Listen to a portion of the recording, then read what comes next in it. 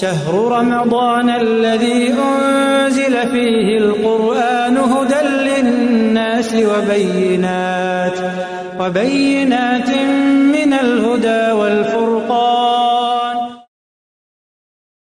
نحمده ونصلي على رسوله الكريم، أما بعد، فأعوذ بالله من الشيطان الرجيم. بسم الله الرحمن الرحيم. رب اشرح لي صدري ويسر لي امری واحلل عقدۃ من لسانی یفقہوا قولی.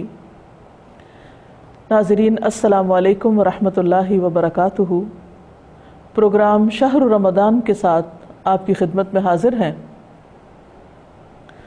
اللہ تعالیٰ کا بہت شکر ہے، بہت احسان ہے کہ ایک بار پھر ہماری زندگی میں رمضان المبارک کی آمد ہے. ہم اللہ کی رحمتوں کے ساتھ، خاص عنایتوں کے ساتھ اس مہینے میں داخل ہو چکے ہیں. ان رحمتوں اور برکتوں سے بھرپور فائدہ اٹھانے کے لیے ضروری ہے کہ ہم ذہنی طور پر اپنے آپ کو تیار کریں. رمضان وہ مہینہ ہے جس میں قرآن مجید نازل ہوا.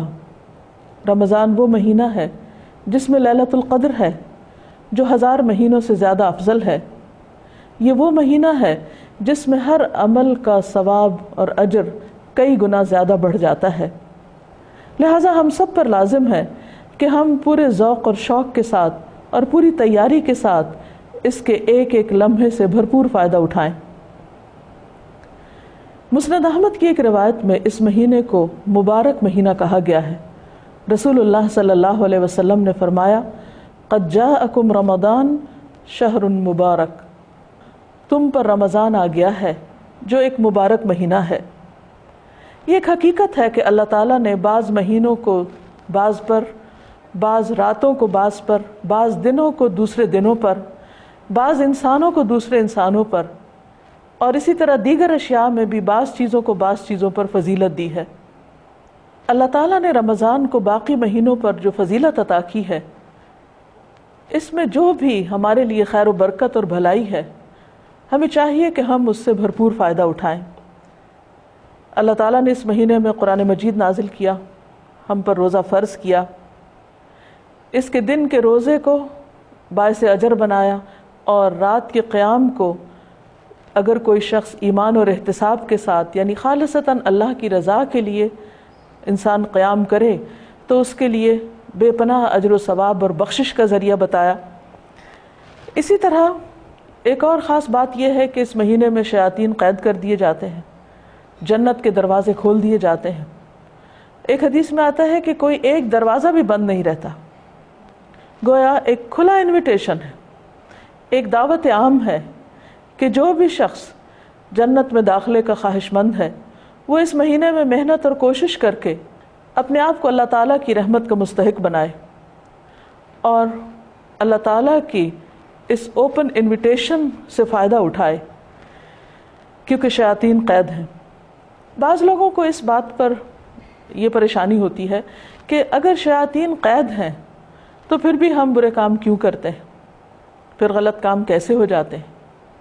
تو بات یہ ہے کہ سال کے 11 مہینے جب ہم شیطان کے راستے پر چلیں، تو پھر جب شیطان بند بھی ہو جائے تو اگرچہ نیکی کے مواقع زیادہ ہو جاتے ہیں، لیکن پھر بھی ہمارا اپنا نفس، اس کے اندر کا شر، اس کے اندر کی برائی بھی کھل کر سامنے آ جاتی ہے، جس کو دیکھنے اور جس کا جائزہ لینے کا ہمیں موقع ملتا ہے، اور اصلاح اور تزکیے کا ایک بہترین ذریعہ بنتا ہے یہ روزہ اور یہ قیام اور رمضان میں اللہ کی رحمتیں، کہ ہم اپنی اصلاح کر سکیں. شیاطین کے بند ہونے کا مطلب یہ ہے کہ اللہ تعالیٰ بیرونی اسباب کو کنٹرول کر کے ہمیں نیکی کے زیادہ سے زیادہ مواقع عطا کرتے ہیں. اس کا یہ مطلب نہیں کہ انسان کے اندر کا جو شیطان ہے یا انسان کا جو نفس ہے وہ بھی کنٹرول ہو جاتا ہے. یہ مہینہ دراصل اسی کی اصلاح اور تزکیے کے لیے ہی تو رکھا گیا ہے، تاکہ ہم ان مواقع سے بھرپور فائدہ اٹھا کر اپنی اصلاح کر سکیں. رمضان میں چاند دیکھ کر جو دعا پڑھنے کے لیے ہمیں بتائی گئی ہے، اس کے الفاظ بھی بہت خوبصورت ہیں. اگر آپ نے کل چاند نہیں دیکھا تو آج بھی دیکھ سکتے ہیں. نیا چاند جب بھی دیکھا جائے یہ دعا پڑھی جائے، اگر اس دعا کے الفاظ پر اگر غور کیا جائے تو ہم دیکھتے ہیں کہ اس میں معانی کا ایک سمندر ہے۔ حدیث میں آتا ہے، نبی اکرم صلی اللہ علیہ وسلم نے فرمایا، اذا رأيتم الهلال فصوموا واذا رأيتموه فافطروا فان غم عليكم فصوموا 30 يوما۔ صحیح مسلم کی اس روایت کا مطلب یہ ہے کہ جب تم رمضان کا چاند دیکھو تو روزہ رکھو، اور جب شوال کا چاند دیکھو تو افطار کرو، اور اگر مطلع ابر آلود ہو تو 30 روزے پورے کر لو۔ تو گویا ہمیں روزہ رکھنے کے لیے چاند دیکھنے کا اہتمام کرنا چاہیے، لیکن حقیقت یہ ہے کہ آج کل کی اس مشینی زندگی میں عموماً ہم بھول بھی جاتے ہیں کہ چاند دیکھنا بھی کوئی کام ہے۔ لیکن آپ تجربہ کر کے دیکھیے کہ چاند دیکھ کر روزہ رکھنا اور چاند کا دیکھنا اور نہ دیکھنا برابر نہیں۔ چاند دیکھنے سے بالکل انسان کی کیفیت ہی بدل جاتی، بلکہ پہلی رات کے چاند کو جو ہلال کہا جاتا ہے اس کی بھی بنیادی وجہ یہ ہے کہ ہلال کے معنی ہوتے ہیں زور سے پکارنا۔ تو چاند کو دیکھ کر ایک طرح سے شور اٹھتا ہے کہ وہ چاند نظر آ گیا، چاند نظر آ گیا، تو اس بنا پر اس کو ہلال کہا جاتا ہے۔ بہرحال چاند دیکھ کر جو دعا پڑھنا مسنون ہے وہ ہے، اللہم اہللہ علینا بالیمن والایمان والسلامت والاسلام ربی وربک اللہ۔ یا اللہ ہم پر یہ چاند امن، ایمان، سلامتی اور اسلام کے ساتھ طلوع فرما، اے چاند میرا اور تیرا رب اللہ ہے۔ گویا ہم مہینے کے آغاز میں ہی اللہ تعالیٰ سے چند چیزیں مانگتے ہیں، اور آپ دیکھیے کہ وہ کیا ہیں؟ امن، ایمان، سلامتی اور اسلام۔ ان سب کے اندر جو بنیادی کانسیپٹ ہے وہ امن کا ہے۔ اس سے یہ پتہ چلتا ہے کہ امن انسان کی زندگی کے لیے بہت زیادہ ضروری ہے۔ امن ہو تو انسان عبادت کر سکتا ہے، امن ہو تو انسان دوسروں کی خدمت کر سکتا ہے، امن ہو تو قومیں ترقی کرتی ہیں۔ لہٰذا ہم سب کی انفرادی زندگی اور اجتماعی زندگی سب کے لیے ضروری ہے کہ ہم امن اور ایمان اور سلامتی اور اسلام کو اپنی ترجیحات بنائیں۔ اگر ہم واقعی چاہتے ہیں کہ اس دنیا میں بھی خوش رہیں، اطمینان سے رہیں، زیادہ سے زیادہ پروڈکٹیو ہوں، اور آخرت میں بھی امن کے ساتھ جنت میں داخل ہو سکیں، سلامتی کے ساتھ اس سلامتی کے گھر میں داخل ہو سکیں، تو اس کے لیے بہت ضروری ہے کہ ہم دنیا کے اندر ایسے کام کریں کہ جس سے ہم امن اور سلامتی کا ماحول پیدا کر سکیں۔ یہ ہمارے لیے بھی ضروری ہے اور ہماری پوری قوم کے لیے بھی ضروری ہے، اور اقوام عالم کے درمیان مملکت اسلامیہ پاکستان کو اسلام کی صحیح نمائندگی کرنے کے لیے بھی ضروری ہے کہ ہم اس خطے کو امن کا خطہ بنائیں۔ یہ اسی وقت ممکن ہوگا جب ہم پوری طرح اپنی زندگی میں، اپنے آس پاس، اپنے ماحول میں امن کی فضا قائم کریں گے۔ امن اور ایمان کا تعلق ہمارے داخل سے ہے، یعنی دل سے ہے، اور سلامتی اور اسلام کا تعلق ہماری ظاہری زندگی سے ہے۔ حقیقت میں مومن ہے ہی وہ جس سے دوسرے لوگ امن میں رہیں۔ اسی طرح مسلمان وہ ہے جس کے ہاتھ اور زبان سے دوسرے لوگ سلامت رہیں۔ رمضان کا چاند ہمیں ان دو چیزوں کی دعوت دے رہا ہے کہ اس مہینے میں داخلی طور پر ہم اپنے ایمان کو مضبوط کریں، اور خارجی طور پر ہم اپنے ماحول کے اندر امن اور سلامتی کو رواج دیں۔ اگر ہم اس میں کامیاب ہو جاتے ہیں تو ہم سمجھیں گے کہ ہاں واقعی ہم نے اپنے اس مہینے کا حق ادا کر دیا۔ اللہ تعالیٰ کی رحمت عام ہے، نیکیوں کا موسم بہار ہے، ہر طرف نیکی کا ایک سما نظر آتا ہے۔ ایسے میں ہمیں ہر اس کام سے بچنا چاہیے کہ جس سے امن میں خلل آتا ہو، جس سے دوسروں کی جان مال کو کسی قسم کا کوئی نقصان پہنچ سکتا ہو۔ نہایت افسوس کے ساتھ یہ کہنا پڑتا ہے کہ بعض اوقات چاند دیکھتے ہی ہم اپنی خوشی کا اظہار شور ہنگامے کے ساتھ کرتے ہیں.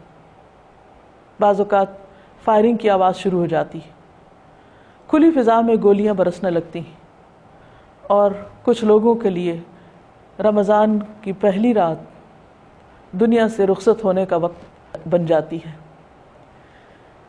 آخر ہم کب تک دوسروں کی جانوں کے ساتھ کھیلتے رہیں گے؟ ہم کب تک اپنے آس پاس کو فتنے اور فساد کی جگہ بنائے رکھیں گے؟ ہمیں اپنے طرز عمل پر غور کرنا ہے. ہمیں اس رمضان میں اپنے سے عہد کرنا ہے کہ ہم نہ صرف یہ کہ اپنے ہاتھ اور زبان کے ساتھ دوسروں کو کوئی تکلیف نہیں پہنچائیں گے، بلکہ اجتماعی طور پر امن کی اس فضا کو رواج دیں گے، اور اس کے لیے سب جو بھی کوشش ممکن ہو سکی کریں گے، کیونکہ ہم اس دنیا میں ہمیشہ کے لیے نہیں رہیں گے. ہمیں ایک دن اللہ کے حضور حاضر ہونا ہے، اپنے ہر عمل کا جواب دینا ہے، ہمارا حساب ہوگا. اللہ تعالیٰ ہمیں بار بار امن، رحمت، سلامتی، برکت کی یہ فضا اس لیے دے رہا ہے تاکہ ہم اپنی اصلاح کر سکیں. رمضان پھر ایک بار ہماری زندگیوں میں آیا ہے تاکہ ہم صرف ذاتی عبادت پر ہی توجہ نہیں دیں، بلکہ اس کے ساتھ ساتھ ہم اجتماعی طور پر ایک دوسرے کے ساتھ ہمدردی، غمخواری اور دوسروں کی جان مال، عزت و احترام، ان چیزوں کو بھی رواج دیں. ہم دیکھتے ہیں کہ اللہ کے حبیب حضرت ابراہیم علیہ السلام نے جب خانہ کعبہ تعمیر کیا تھا تو انہوں نے ایک دعا مانگی تھی کہ رب اجعل ھذا البلد آمنا، کہ اے اللہ تو اس شہر کو امن والا بنا دے. اور اللہ سبحانہ و تعالیٰ نے ان کی دعا قبول کی، اور ہم دیکھتے ہیں کہ آج تک وہ شہر امن والا ہے. نبی صلی اللہ علیہ وسلم نے مدینہ کو حرم قرار دیا. یہ وہ شہر ہیں جہاں پر کسی انسان تو کیا، کسی جانور کو تکلیف دینا بھی گناہ ہے، حتیٰ کہ پودے توڑنا، پتے توڑنا اور مختلف طرح سے کسی بھی چیز کو نقصان دینا حرام قرار دیا گیا ہے. یہ سمبل ہے ہمارے لیے امن کے. عملی طور پر اللہ تعالیٰ نے ان جگہوں کو پرامن بنا کر ہمارے لیے ایک مثال قائم کر دی ہے کہ ہم جہاں کہیں بھی رہتے ہوں وہاں اپنے آس پاس کو پرامن بنائیں. اسی طرح ہم دیکھتے ہیں کہ ہماری نماز بھی ہمیں امن کا سبق دیتی ہے. رمضان میں دن میں تو روزہ رکھیں گے، لیکن رات کو عشاء کی نماز کے ساتھ تراویح کا اہتمام بھی کریں گے. ہر روز کئی اضافی رکعتیں پڑھنے کے بعد ہمیں کیا کرنا ہے، اس سے ہمیں کیا سبق لینا ہے؟ اگر دیکھا جائے تو ہماری نماز بھی ہمیں سلامتی کا سبق دیتی ہے.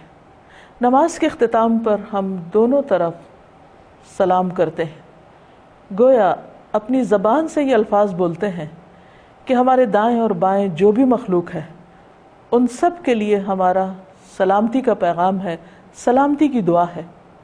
پھر یہ کیسے ہو سکتا ہے کہ ایک بندہ مومن نماز سے اٹھنے کے بعد وہ کام شروع کر دے جن میں فساد اور بگاڑ ہو اور امن عامہ کی خرابی ہو؟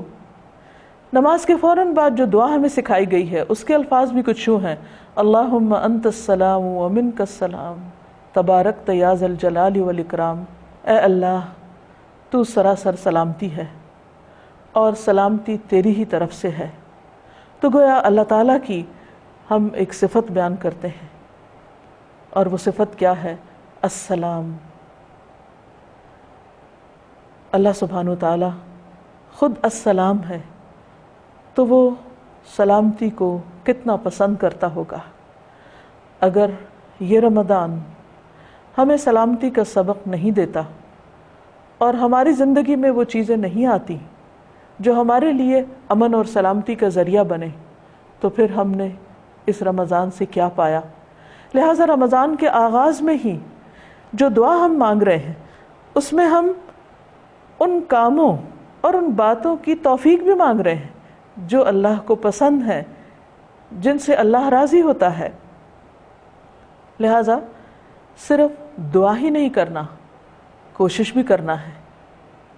اللہ تعالی ہم سب کو اس کی توفیق عطا فرمائے کہ واقعی ہم اس رمضان کو اپنے پچھلے تمام رمضانوں سے بہتر بنا سکیں، ہر اعتبار سے، عبادت کے اعتبار سے بھی، انسانوں کی خیرخواہی اور ہمدردی کے اعتبار سے بھی، اور امن و سلامتی کی فضا کو رواج دے کر بھی۔ اللہ تعالیٰ سے دعا ہے کہ وہ ہمیں اس کی توفیق عطا فرمائے۔ وآخر دعوانا ان الحمد للہ رب العالمین۔ مرحبا مرحبا مرحبا ماہ رمضان، اہلا وسہلا برمضان، اہلا وسہلا برمضان، اہلا وسہلا برمضان، اہلا وسہلا